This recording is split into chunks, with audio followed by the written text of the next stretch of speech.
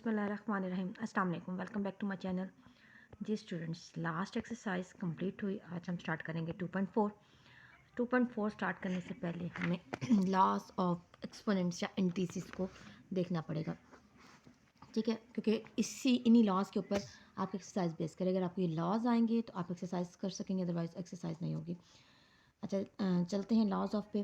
तो अब जो पहला लॉ है आपके सामने, a raise to power m multiply by a raise to power n, means अगर आपके पास बेसिस सेम हो और मल्टीप्लाई हो रहे हो तो उनकी पावर्स ऐड हो जाती हैं, ठीक है। तो वो हो जाता है a is equal to m plus N.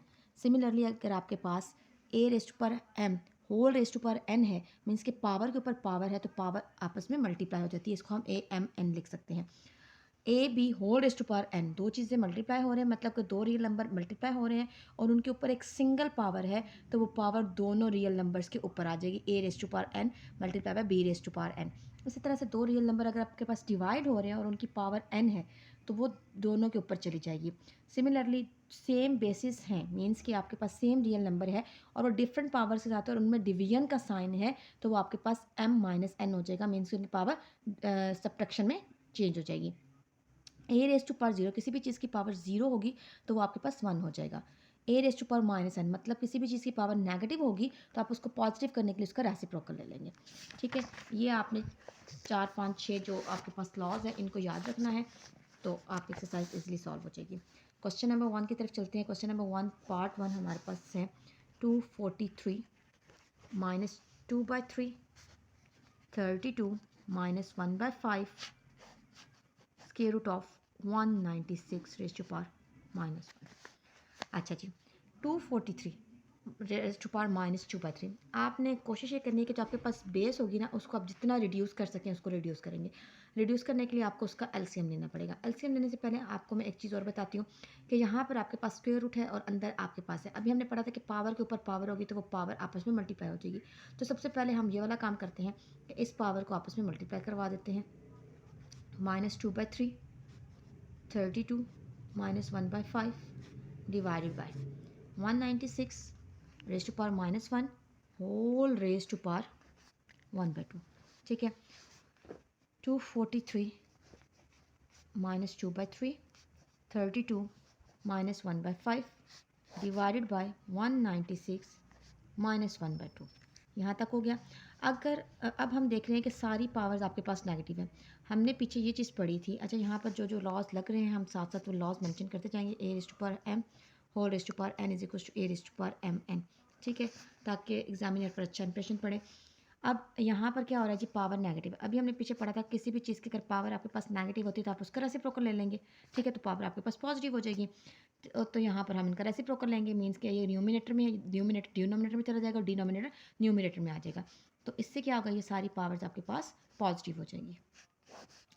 243 raised to power 2/3 32 raised to power 1/5, ठीक है, सारी पॉजिटिव हो गई। अब हमने 196 का एलसीएम लेना है। मैंने आपको बताया था कि हम उसको रिड्यूस करते हैं, जितना हम उसको कम कर सके करते हैं। 2 9 ज़ार 18, 2 8 ज़ार 16, 2 4 ज़ार 8, 2 9 ज़ार 18, 7 7 ज़ार 49, 7 1 ज़ार 7। जी, ये 2 raised to power 2 multiply by 7 raised to power 2 whole rays to power 1/2 divided by, similarly हम ले लेते हैं 243 का एलसीएम, ठीक है। एलसीएम ले लिया तो यहाँ पर हमारे पास 1 2 3 4 5, 3 की पावर 5 आ रही, 3 rays to power 5 4 raised to power 2/3, 2 raised to power 5 4 raised to power 1/5। अच्छा, यहाँ पर हमारे पास क्या आ रहा है जी, दो रियल नंबर हैं आपस में मल्टीप्लाई हो रहे हैं और उनके ऊपर एक पावर है। तो इट्स मीन जब आपके पास दो रियल नंबर के ऊपर एक पावर होती है तो वो आ जाएगी ए एन बी एन, अलग अलग हो जाएगी, ठीक है। तो यही काम इसके ऊपर होगा, वो पावर 2 के ऊपर भी चली जाएगी और वो पावर 7 के ऊपर भी चली जाएगी और उनके ऊपर अपनी पावर ऑलरेडी मौजूद है। 3 rays to power 5 5 to the 10, 10 divide by 3 and ये कैंसिल हो जाएगा, 2 रह जाएगा। सिमिलरली ये कैंसिल आपके पास 2 multiply by 7 divided by 3 rays to power 10/3 into 2, 2 से कैंसिल, जो चीज़ आपके पास बची वो 7 divided by 3 rays to power 10/3 बचेगा। अब 3 रेज़ टू पावर 10/3 को आपने ब्रेक करना है। ब्रेक कैसे करना है, अब मैं इसको इधर रफ वर्क में ब्रेक करके आपको दिखाती हूँ कि ये कैसे ब्रेक होगा। 10/3 है, ठीक है। जो आपके पास डिनोमिनेटर में होता है ना, आपने उस पावर में उस डिजिट में इसको न्यूमिनेटर को ब्रेक करना होता है। डिनोमिनेटर में आपके पास 3 है, तो 10 को हम ब्रेक करेंगे 3 की फॉर्म में। कैसे? 3 प्लस 3 प्लस 3, 3 3 6, 6 3 9, पीछे क्या रह गया? 1, 10। ठीक है, इस तरह से हम इसको ब्रेक करेंगे और इसके ऊपर पावर है जी 1/3। तो अब ये आ जाएगी, इस तरह मैं कर लेती हूँ पावर, तो ये 3 3 से कैंसिल होकर बाहर आ जाएगा, फिर ये 3 से कैंसिल होकर बाहर आ जाएगा, ये 3 से कैंसिल होकर बाहर आ जाएगा और सिर्फ 1। तो अब इस पे जब हम करते हैं तो इतना लंबा छोटा इधर लिखने की ज़रूरत नहीं है, सिर्फ आप समझ लें कि 3 की पावर 3, 3 की पावर 3, 3 की पावर 3, 3 की power 1 whole rays to power 1/3। अब जैसे हमने इधर लगाया था कि इधर हमने लगाया था कि दो रियल नंबर मल्टीप्लाई और उनकी पावर सेम है, तो यही काम हम इधर करेंगे कि सेम बेस के साथ आपके पास ये चल रहे हैं और उनकी पावर आ रही है, तो सब पे डिफरेंट हो जाएगी। तो ये पावर कट के 3 बाहर आ जाएगा, ये पावर कट के 3 बाहर, सिमिलरली ये 3 बाहर और सिर्फ इस 3 के ऊपर ये पावर रह जाएगी। तो 3 3 9, 9 3 27, तो 7/27, और जो ये 3 1/3 है ये क्यूब रूट ऑफ 3 लिखा जाएगा और ये इस क्वेश्चन का सोल्यूशन है। चलते हैं मीन्स क्वेश्चन नंबर 1 पार्ट 2 की तरफ चलते हैं। तो वो सिंपल है, उसमें कुछ भी मुश्किल नहीं है। सिंपल आपके पास दो ब्रैकेट्स नज़र आ रही हैं, और जब दो ब्रैकेट्स आपको नज़र आती हैं मैथ्स में और कुछ भी उनके अंदर कोई साइन नहीं होता तो इसमें वो मल्टीप्लिकेशन का साइन होता है और सिंपली आपने उनको मल्टीप्लाई करना होता है।